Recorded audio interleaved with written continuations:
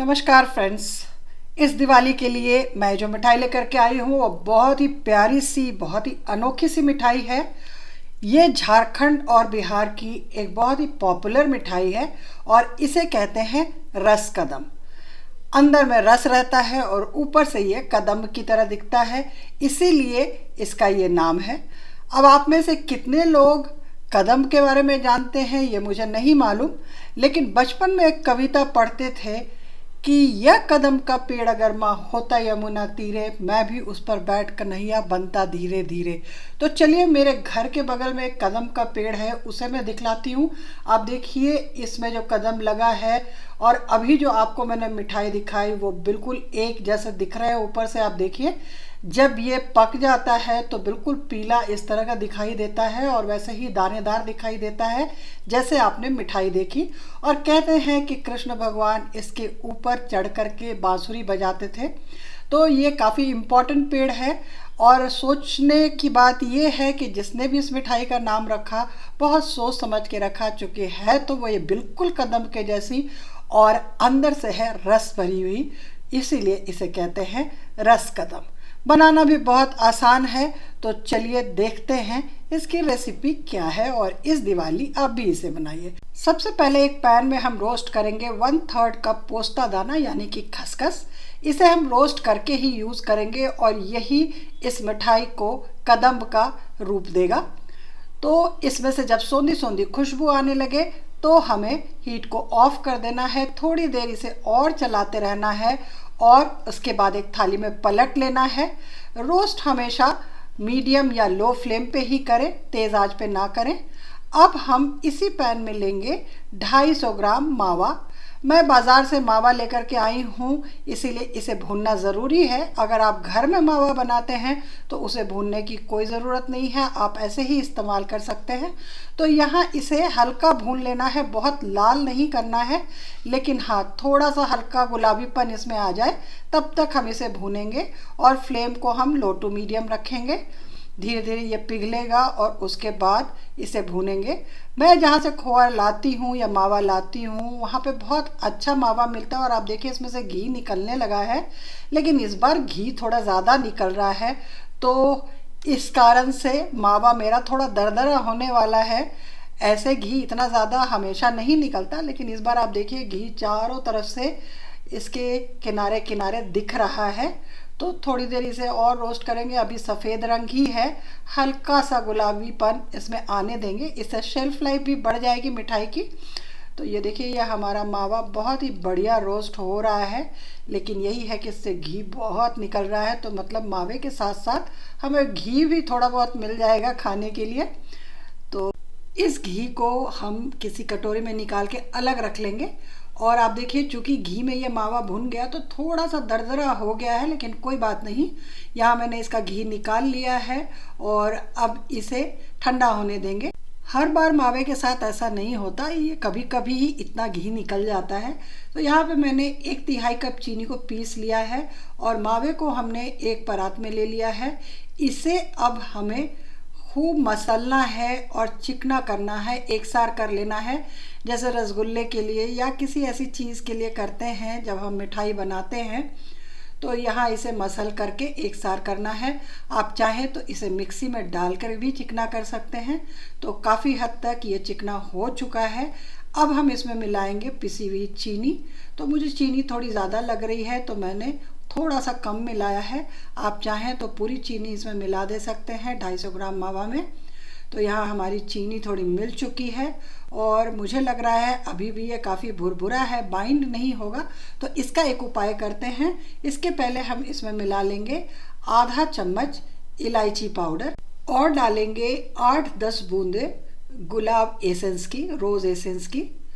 तो थोड़ी इसे भी डाल करके और दोनों से इसमें खूब अच्छी खुशबू आएगी, फ्लेवर आएगा। अब इस पूरी चीज़ को हम मिक्सी में डाल करके और पीसेंगे सूखा सूखा ही।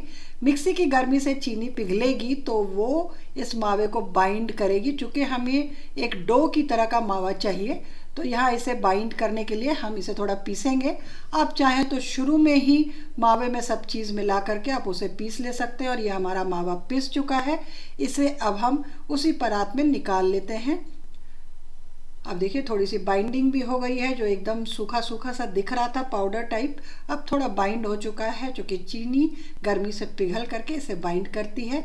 और जैसा मैंने कहा, आप चाहें तो शुरू में ही मावा, चीनी, इलायची, गुलाब जल मिला के बाइंड कर सकते हैं मिक्सी में ही। तो अब इसे फिर से मसल करके और हमें एक डो का रूप देना है, डो बनाना है इससे, क्योंकि हमें इससे लोइयाँ काटनी है। तो ये देखिए, ये इस तरह से हाथ से दबा दबा करके और थोड़ा मसल करके और इसे बाइंड कर लेना है।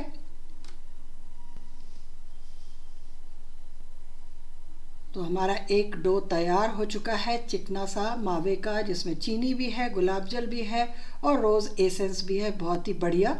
अब इससे हमें लोइयाँ बनानी है और 8 लोइयाँ बनेंगी, यानी कि हमारे 8 रसकदम तैयार होंगे इस 250 ग्राम मावा से। तो आपको जितने भी बनाने हैं आप उस हिसाब से मावा ले सकते हैं। यहाँ पे मैंने ली है छोटे छोटे वाले जो रसगुल्ले आते हैं, जिसे यहाँ पे रसभरी बोलते हैं। अब हम उन लोइयों से कटोरी बनाएंगे, जैसा हम स्टफ्ड पूरी या पराठा बनाने के लिए बनाते हैं उस तरह से। इसी तरह से कटोरी बना के और इसके अंदर हमें स्टफ़ करने हैं ये रसगुल्ले, जो ऊपर से जिसमें रस नहीं होता लेकिन अंदर से रस भरे होते हैं और बहुत ही बढ़िया सॉफ्ट और क्रीमी होते हैं। और इस तरह से गोल बना लेंगे हम इसे और गोला बना करके रख लेंगे।